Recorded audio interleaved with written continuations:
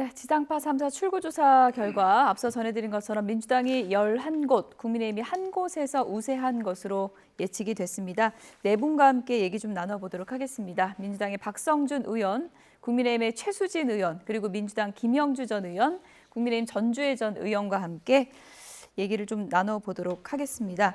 박성준 의원님, 민주당이 결과적으로 이제 압승을 거둘 것으로 예측되는 출구조사 결과가 나왔고요. 서울 판세에서 정원호 후보가 이제 51.4%로 1위를 거둘 것으로 예측이 된 상태입니다. 서울시장 선거 지금 출구조사 결과 어떻게 보셨습니까? 저는 뭐 서울시장뿐만 아니라 이번 지방선거에서 보통 이제 선거는 유권자의 마음을 반영하는 거고 유권자의 마음은 그 시대의 정신을 이제 반영하는 건데 이번 지방선거는 명확한 유권자의 명령이 있는 거거든요. 어떤 거냐면 일을 잘해서 업적을 좀 만들어 달라. 나의 생활을 좀 바꿔달라. 그리고 지역 밀착형으로서 실제 일을 할 수 있는 사람, 일꾼들을 뽑는 선거였죠. 그래서 저희 민주당 같은 경우는 지역 일꾼론, 또 지역 발전론으로 이번 지방선거에 임하게 됐는데 국민의힘은 지방선거를 하면서 사실은 자신들이 단체장을 임하면서 자신들의 업적을 홍보해야 되는데 그렇지는 않고 어떻게 됐냐면 정치 투쟁화했다라고 하는 것이 가장 큰 문제였던 것 같아요. 그래서 제가 많은 방송에서 국민의힘의 선거 전략 자체가 이번에 가장 패배의 요인이 될 것이다 이렇게 예측을 했는데 그건 뭐냐면 이념적 투표로 갔습니다. 그래서 또 하나는 보수 결집에 의존하는 투표 성향으로 가서 유권자의 전체적인 이 시대의 바람이라고 할 수 있는 일 잘하고 우리가 얘기하는 지역 발전을 이끌 수 있는 후보가 돼야 된다라고 하는 지방선거의 취지에 맞지 않는 선거 전략을 하다 보니까 가장 국민의힘 입장에서는 좀 좋지 않은 결과가 예측됐는데 그대로 드러나지 않겠느냐 제가 생각하고 있고요. 서울시 선거도 마찬가지죠. 오세훈 후보가 2006년에 첫 서울시장을 했어요. 근데 2026년이란 말이죠. 근데 오세훈 후보의 슬로건이 시작된 변화란 말이에요. 근데 변화를 못 했잖아요. 그래서 유권자들이 볼 때 변화를 할 수 있는 정원호라고 하는 그러니까 지역에서 우리 삶을 바꿨고 실적과 업적을 만든 후보가 나와서 이제 서울시를 해봐라고 하는 구도가 형성이 됐단 말이에요. 이 구도는 안 깨진다. 그래서 정확하게 이번에 그것을 유권자들이 확인하는 선거였다. 라고 볼 수가 있을 것 같습니다. 정원호 대 오세훈, 물론 이건 출구조사 결과고 개표함이 완전히 열릴 때까지는 저희가 누가 1위다 단정할 수는 없는 상황인데 출구조사 결과대로 만약에 이제 정원호 후보가 당선이 확정이 된다면 오세훈 후보 입장에서 이제 막판에 뭐 상승세를 이끌어오긴 했었는데 어떤 점이 좀 부족했다고 보십니까? 아무래도 좀 사선을 하는 동안에 좀 피로감이 서울 시민들에게 있었던 거 아닌가 싶습니다. 지금 이제 오세훈 후보 같은 경우는 그래도 당과는 좀 거리를 두고 그리고 나홀로 선거 아니면은 유승민 전 대표 뭐 이런 중도 성향의 분들과 지금 선거운동을 했기 때문에 어떤 당보다는 더 높은 지지율을 좀 받았던 것이 사실입니다. 그런데 아무래도 이제 이 집권 1년 차에 치러지는 서울시장 선거이다 보니 좀 그로 인한 좀 여당 프리미엄이 확실히 좀 있었던 것 같고요. 그리고 그 지난주에 있었던 그 안타까운 또 서서문로 그 고가도로 이제 붕괴 사고 뭐 그런 데서 좀 상승세가 좀 주춤했던 이런 것도 좀 요인이 됐던 것 같습니다. 근데 저는 이제 오늘 좀 투표의 문제점을 다시 한번 말씀을 드리면 지금 국민의힘 서울시당에서 파악하기로는 서울의 14군데 지금 투표소에서 투표용지가 부족해서 투표가 중단되는 지금 초유의 사태가 발생을 했거든요. 그래서 아마 뭐 지금 아직까지도 투표를 하시는 분이 있을 수도 있는 상황인 것 같아요. 왜냐하면 대기표를 받고 가신 분들이 있기 때문에. 그런데 공교롭게도 이제 그런 지역이 지금 송파 8군데, 그리고 강남 2군데, 그리고 서초 2투표소, 뭐 광진 1곳, 동작 1곳. 현재까지 지금 국민의힘이 지금 파악하고 있는 곳이 14곳인데 이 중에 상당 부분이 지금 국민의힘 지지세가 좀 강한 곳입니다. 그래서 이제 이러한 것이 좀 발생을 하다 보니까 어떤 그런 서울시장 투표나 아니면 결과에 또 미치는 영향, 그리고 또 그 지자체장이랄지 아니면 구청장이나 시도의원 그 시구의원 선거에 예. 미치는 영향 이런 이제 파장이 굉장히 클 것 같고 이런 그 강세 지역 국민의힘이 강세 지역에서 지금 14군데에서 지금 투표지가 부족하는 이런 초유의 상황이 발생한 것이 예. 과연 이제 서울시장 그 개표가 완료가 된다고 하더라도 예. 어떤 좀 문제 제기를 좀 할 수밖에 없는 좀 그런 상황이 돼버렸거든요. 그래서 좀 그런 면에서 지금 그 투표 개표를 하고 있습니다만 국민의힘으로서는 좀 수긍할 수 없는 지금 이런 상황이 됐기 때문에 예. 추이를 지켜봐야 될 것 같습니다. 네, 최수진 의원 오늘 나오셨는데 용지 부족 사태가 이제 투표 관리에서 이제 처음 있는 그런 사태 같고 지금 전주혜 전 의원도 얘기를 해주셨지만 뭐 투표소 한두 곳이 아니고 14곳이면 파장이 상당할 것 같은데 당 차원에서 뭐 후속 조치나 이런 얘기가 나오고 있습니까? 지금 저희 중앙선관위에 지금 저희가 들어갔고요. 예. 그거에 대한 조사나 실태 파악을 지금 하고 있는 상황입니다. 근데 좀 심각합니다. 왜냐하면 이미 3시 40분경에 네. 용지가 이미 없었고 그 부분에 대해서 용지에 대한 요청을 했는데 중요한 건 선관위 자체가 그 자체도 모르고 있다는 거죠. 실제로. 그리고 그 인원수에 대한 기본적인 숫자에 대한 개념도 없고 실제로 몇 장에 가고 어떻게 이게 배분되고 문제가 뭐였는지 파악조차 안 되는 상황에서 지금 뭐 연장을 하는데 문제는 뭐냐, 뭐 거기서 번호표 뽑아주고 그리고 또 그 자리를 떠나신 분들에 대해서는 어떤 조치도 이루어지지 않고 있습니다. 이게 대한민국에서 있을 수 있는 일입니까? 저희 당은 이거에 대해서 엄격히 잘못된 것에 대해서 따져서 하고 예. 또 문제가 되는 부분에 대해서는 예. 법적인 검토까지 할 예정입니다. 지금 오세훈 후보 특히 이게 서울시에서 강남 지역 특히 좀 보수가 많은 지역에서 일어난 일입니다. 지금 정원호 후보하고 한 5% 차이인데 이 자체에 대해서도 나중에 지금 이거는 어차피 출구조사 출구조사 결과니까요. 뿐인데 예. 실제로 어떻게 나올지 예측이 되지 않습니다. 예. 이게 박빙의 상태가 된다면 예. 이 문제는 아주 심각한 문제라고 생각을 합니다. 김영주 전 의원님. 네. 그러니까 영상을 통해서 확인해 보니까 대기표를 받고 기다리고 있는 그런 유권자들의 모습도 볼 수가 있었거든요. 이제 항의하는 유권자들도 상당히 많이 있었고, 그럼 일부 유권자들은 출구조사 결과를 확인한 뒤에 투표를 하게 되는 거잖아요. 그렇습니다. 이런 초유의 상황이 좀 벌어진 것 같은데요. 우리가 앞서 방송에서도 좀 그런 문제를 예. 짚고 예상했듯이 이미 출구조사 결과가 나온다라고 하는 것은 일정한 유권자들한테 대한 바이어스를 가져다 주지 않습니까? 누가 예. 유리하다, 누가 불리하다. 예. 그게 영향을 미칠 수가 있는 것이죠. 그래서 실제로는 그럼에도 불구하고 어쨌든 출구조사는 나름대로의 의사결정 과정을 통해서 결정을 했을 겁니다. 6시에 출구조사 발표한다라고 했는데 어쨌든 그분들이 뭐 10명이 됐든 100명이 됐든 그분들은 출구조사 결과를 알고 난 다음에 투표장에 갔다라고 하는 부분을 어떻게 이해할 것인가. 물론 미국 같은 경우는 사실은 예. 뭐 동시간대 출구조사를 하면서 동부와 서부가 다르기 때문에 거기는 그런 문화가 있기 때문에 거기는 뭐 출구조사가 아니고 입구조사죠. 미국 같은 경우는 이제 그렇습니다만은 우리의 경우에는 문화적으로 용인할 수 없는 부분들이 생길 수 있기 때문에 예. 많은 시민들이 선관위에 대해서 항의를 할 것이고 뭐 국민의힘뿐만 아니라 많은 여론 그 시민 단체에서도 보수적인 단체에서도 문제 제기를 하지 않겠나 그렇게 보여집니다. 네, 박성준 의원님, 뭐 네. 선거의 승패를 떠나서 유권자들이 소중한 한 표를 정당하게 행사할 수 있는 게 선거의 가장 중요한 부분일 텐데요. 네네. 선관위를 향한 또 비판도 높아질 것 같고요. 어떤 책임 있는 자세가 좀 필요하다고 보십니까? 우리가 이제 그 어떤 일이 벌어졌을 때 가장 중요한 모든 기관이 리더가 왜 중요하냐면 예. 그 리더는 결정을 해야 되는 거예요. 그러면 그 결정을 어떤 상황에서 결정하느냐면 위기 관리를 하라는 거예요. 위기가 어떤 상황에 왔을 때 이거는 어떻게 조치해야 되는 것이냐라고 하는 것을 결정해 주는 사람인데 지금 선거 과정에서 투표 용지가 부족했다라는 것을 이미 알고 있었지 않습니까? 그리고 상황 자체를 체크를 못했다고 하는 것 자체가 현안에 있어서의 대응을 잘 못했다라는 부분이기 때문에 예. 이 부분에 대해서는 엄정하게 좀 책임을 물어야 될 것 같고요.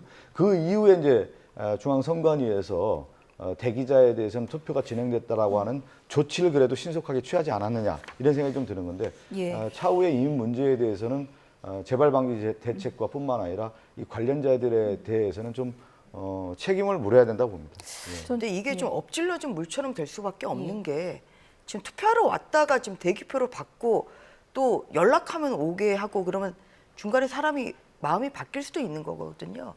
그래서 좀 오세훈 서울시장 후보는 이것이 그 시민들의 우리 국민들의 유권자들의 참정권을 침해한 것이다. 지금 이렇게 강력히 규탄을 하고 있는데요. 예.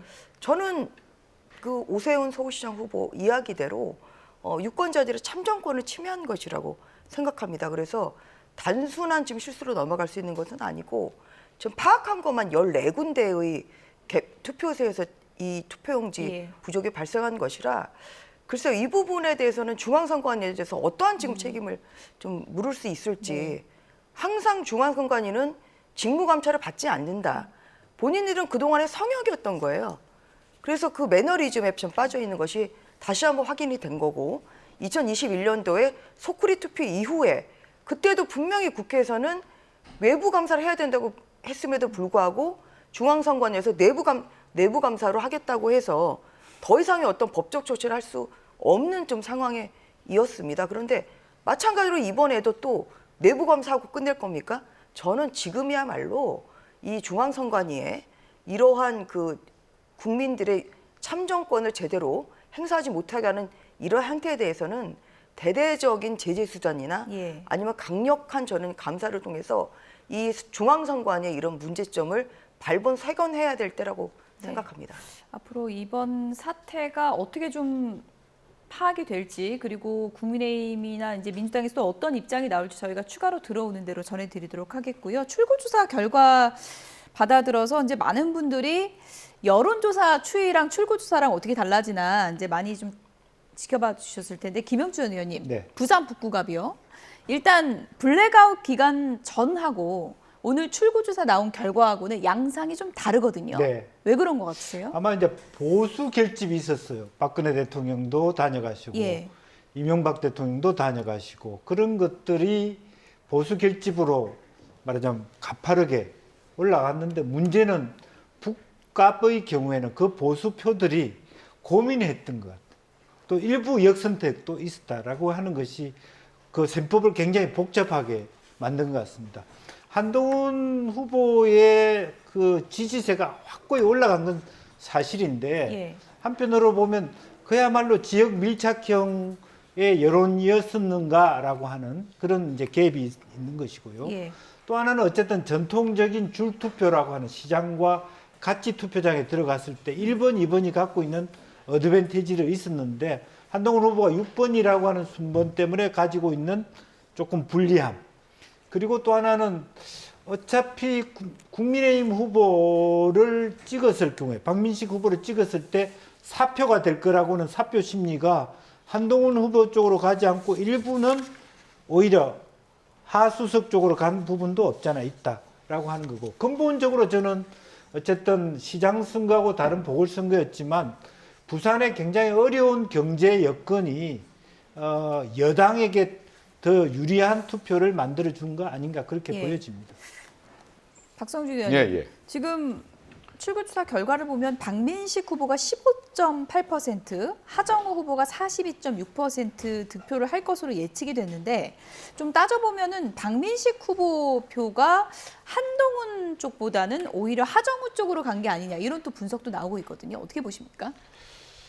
저는 그렇지는 않을 것 같아요. 왜 그러냐면 표가 이동한 건 아니다. 예, 표가 예. 이동한 거라기보다는 자신의 몸값이 그대로 좀 반영된 거 아니냐 이렇게 좀 볼 수 있을 것 같아요. 왜 그러냐면 선거라고 하는 것 자체가 진행이 되지 않습니까? 그러면 구도가 설정이 돼요. 그러면 양자 구도가 설정이 됐을 경우에는 유권자의 심리가 사표 방지도 분명히 있는 거거든요. 그랬을 경우에 나는 누군가를 선택해야 되지 않겠습니까? 그렇다고 하면은 되는 사람한테 선택하겠다라고 하는 것이 분명히 선언이 되는 거예요. 예. 유권자의 마음이라는 게 그런 것 같습니다. 그렇다 보면 이번 부산 북갑에 대한 모든 선거의 진행 상황에서 전국적 선거가 됐단 말이죠. 그랬을 경우에 나는 누구를 투표할 건가에 대한 것을 명확하게 판가름할 수밖에 없는 거고 이건 어떤 거냐면 투표율이 반영이 됐어요. 70.2%지 않습니까? 그러면 부산 북갑의 유권자들이 이 선거가 장이 섰다란 말이죠. 장이 섰을 경우에 나는 이 판단을 하겠다라고 하는 건데 거기에 국민의힘에 있는 후보에 대한 부분에 대한 평가보다는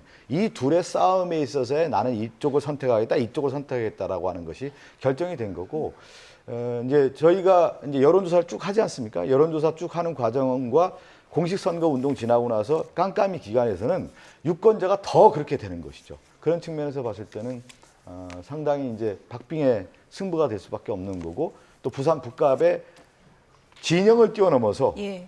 중도층이 다 투표장에 다 나왔다. 예. 그거는 20대부터 60대, 70대까지 다 투표장에 나왔다. 그래서 마지막까지 결과는 알 수가 없을 것 같습니다. 예. 근데 제가 이제 다른 얘기는 아니고 네. 정말 뭐 그 역선택이다 어찌 될지 모르지만 우리가 그 전에 여론조사 있었거든요. 삼자 대결을 양자 대결로 했을 때 어떤 결과가 나왔느냐. 각각 한동훈 후보의 표나 박민식 후보의 표 중에 10%, 11%가 하정우 후보한테 가는 여론조사가 나왔기 때문에 그런 추측을 한다는 말씀만 드리고 싶습니다. 예. 근데 이제 이거 출구조사일 뿐이라. 그리고 1%포인트 네. 차이기 네. 때문에 네. 뭐 그래서, 단정할 수가 없습니다. 예. 그래서 이제 지난 뭐 출구조사가 100%다 맞는 거는 아니잖아요.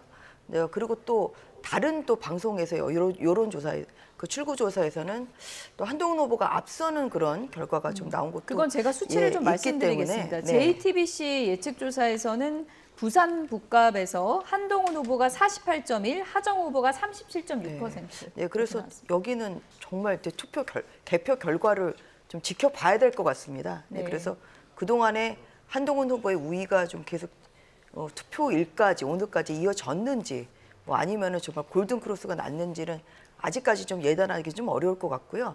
더 지켜봐야 될 부분 아닌가 싶습니다. 출구- 대체적으로 예, 우리가 이제 말씀하시죠. 그런 얘기를 하잖아요. 예. 투표율이 낮으면 오히려 잘 맞추기가 어려워요. 아, 오히려. 예. 왜 그러면 투표층이 많으면 모수가 많아지고 적극적으로 표현을 하게 되는 거거든요. 그럼 출구조사에서 제가 나왔을 때는 많은 유권자들이 자기 표현을 충분히 했을 가능성이 크거든요. 예. 그리고 70.2%라는 게 과거의 50%에 비해서 20%가 됐다고 하면은 이 부분을 좀 고려한다고 할 때는 정말 한 1, 2% 싸움에 치열한 싸움이 될 가능성이 크다. 이렇게 해석할 수가 있는 거죠. 새벽까지 가봐야 되고 그렇죠. 표 차이가 그럴 것 크지 않을 같아요. 것이다. 예, 예. 저도 볼 때 좀 떨려요. 그 부산 북부가 본 유권자들은 예. 얼마나 떨리겠어요. 이거 예. 아마 출구조사 보고 예. 거기에 있는 유권자들이 아마 야 이거 도대체 누가 되냐고 맨날 예. 지금 계속 얘기하고 있을 겁니다. 밤새 예. 얘기하고 있을 거예요. 하정우 후보와 한동훈 후보가 오늘 밤잠 자기는 어려울 것 그럼요. 같다.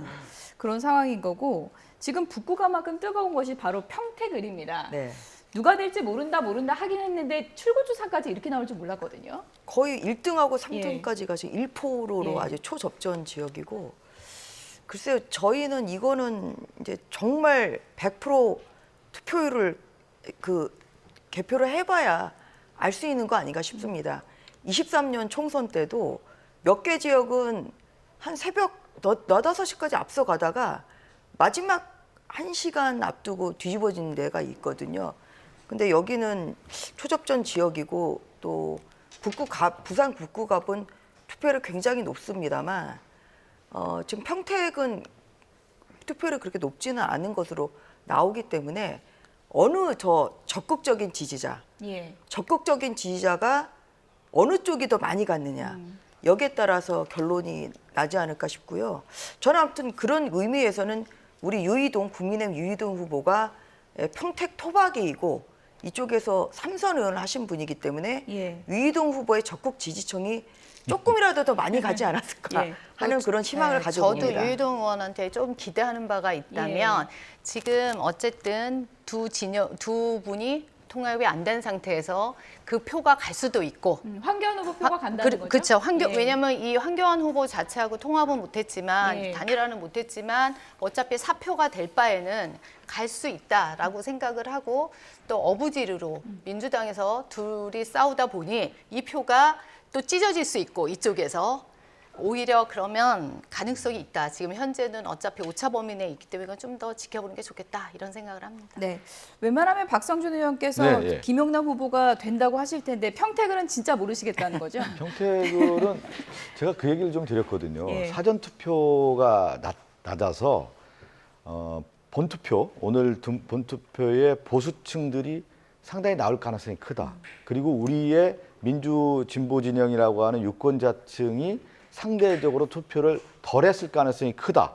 그러면 상당히 붙을 가능성이 크다라는 얘기를 했는데 제 예측이 어느 정도는 맞았어요. 예. 그러니까 이번에 본투표에서 보수 유권자층들은 적극적으로 투표에 나왔고 또 예. 평택을이라고 하는 지역구 자체가 기존에 보수층이 많았던 지역이라고 우리가 알고 있지 않습니까? 그런 면에서 봤을 때 양자 구도로 처음에 2강 구도, 2강 1중 구도라고 했지만 이 둘의 치열한 싸움이 전개되면서 보수층이 좀 더 반영하고 그래서 지금 출구조사 자체로 봤을 때는 상당히 0.5에서 뭐 1% 차이에 박빙 승부가 될 텐데 여기도 네. 밤에 못 찰 것 같습니다. 지금. 네.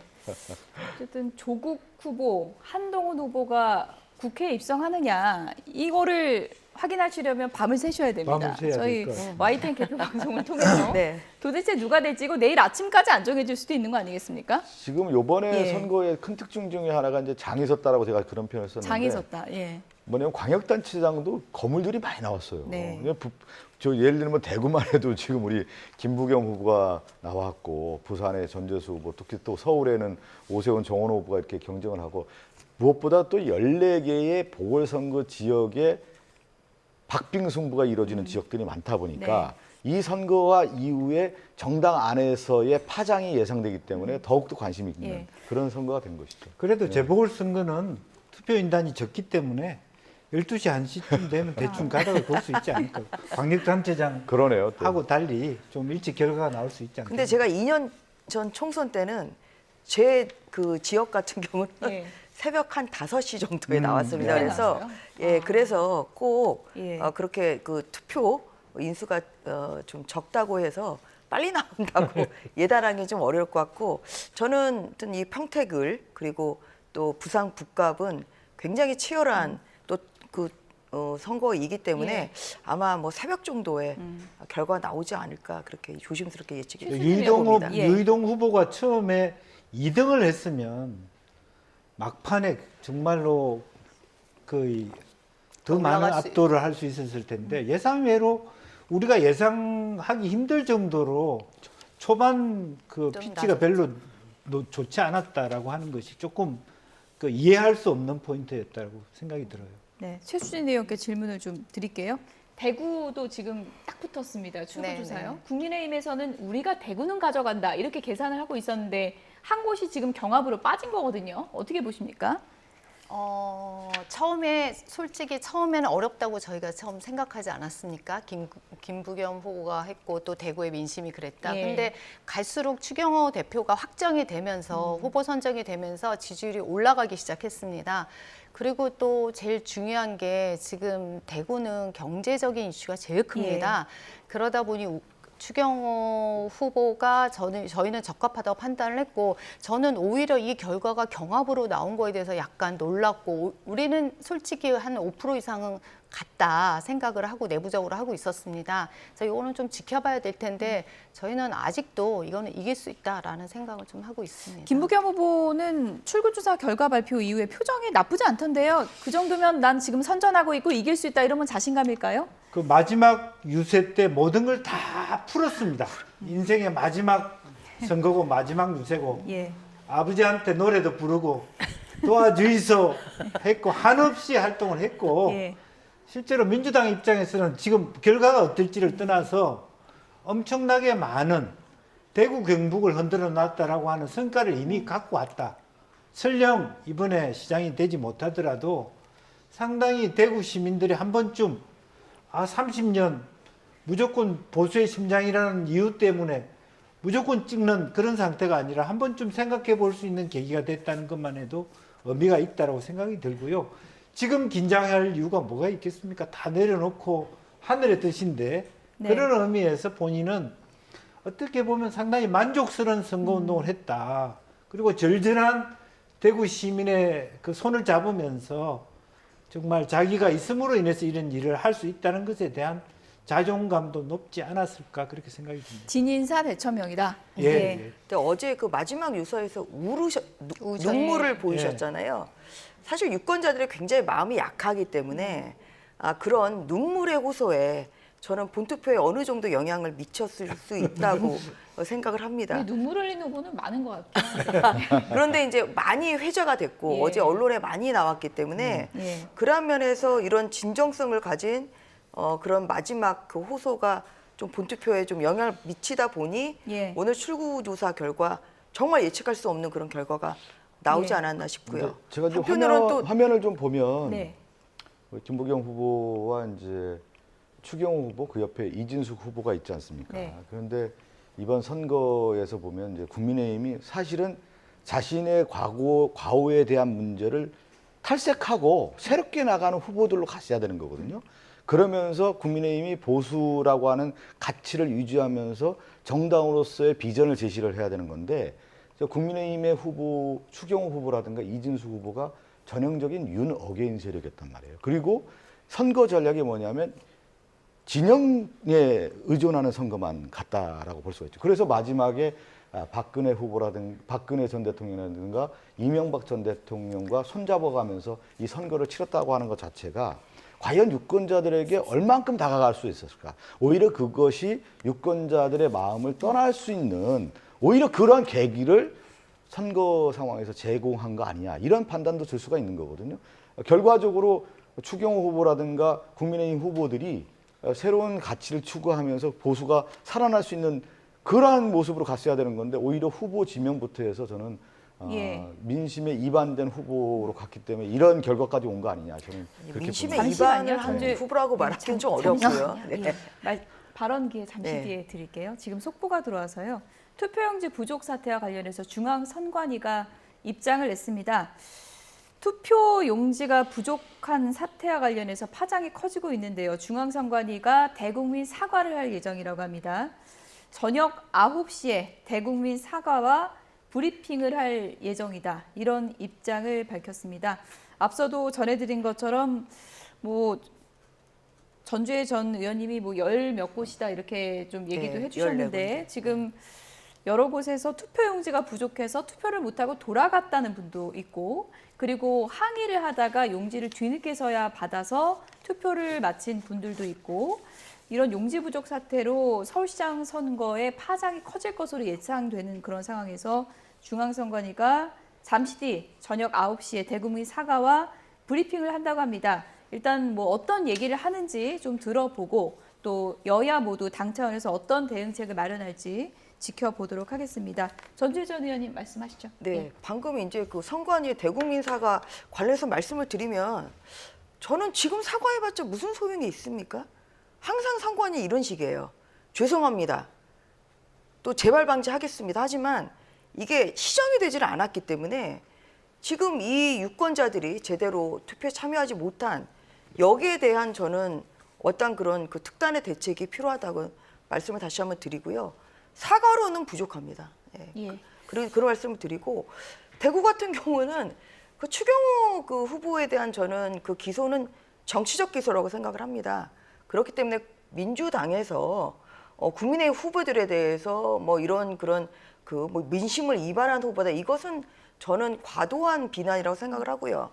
예를 들어서 김경수 후보 같은 경우도 지금 댓글 공작으로 유죄 판결에서 실형까지 선고받았던 분입니다. 오히려 그런 실형을 선고받은 전과가 있던 분 훨씬 더 많습니다. 민주당에서 그렇기 때문에 어떤 그런 특정 후보에 대해서 또 국민의힘에 대해서 자꾸만 네. 그렇게 그 과도한 그런 비난을 하는 것은 저는 그것은 좀 자제해 주셨으면 좋겠다는 말씀을 좀 드리고요. 예. 그리고 부산 같은 경우도 지금 출구조사 결과를 보면 1.9% 차이기 때문에 경합이죠.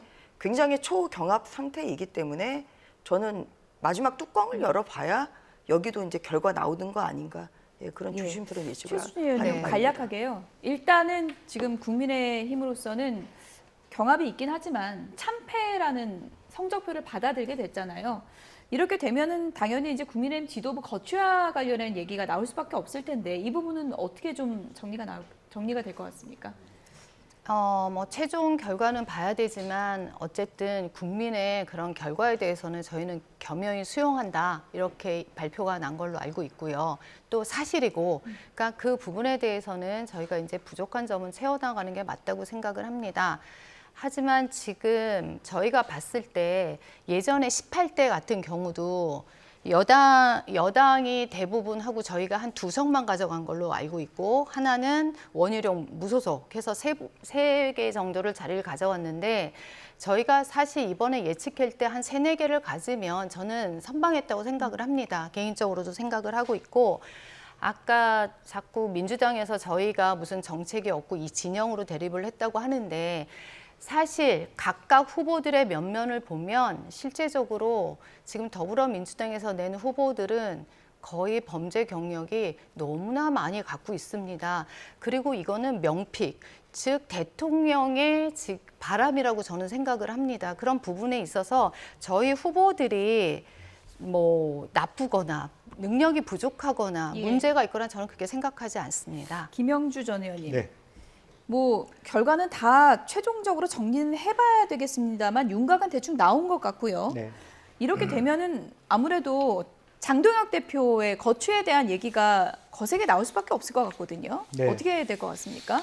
뭐 그것은 이제 뭐 국민의힘 내부에서 논의인데 어차피 이번 이제 한동훈 후보가 당선되든 안 되든 캠프를 꾸리는 과정에서 입장이 많이 갈려졌습니다. 뭐 서병수 의원님이나 이런 분들이 당내에서도 이렇게 한동훈 후보를 받아들이자 말자 하는 부분도 여전히 예. 여진으로 남아 있기 때문에 향후 이러한 결과라면 실제로 아무래도 그러니까 이번 지방선거에 이 출구조사대로 결과가 나온다면 참패에 대한 책임론이 나올 수밖에 없을 것이고 이대로 보수 재건이 힘들다라고 하는 문제 제기가 나올 수밖에 없을 것이다. 사퇴 가능성은 어느 정도 근데 된다고 아마 보세요? 한 그 장동혁 대표도 고민을 하시겠죠. 스스로 예. 거취를 열어놓고 고민하면 좋지만 버텼을 때는 당이 상당히 어려운 내용을 겪을 수도 있지 않겠느냐. 그건 더 지켜봐야 될 대목이다. 저는 그렇게 봅니다. 네.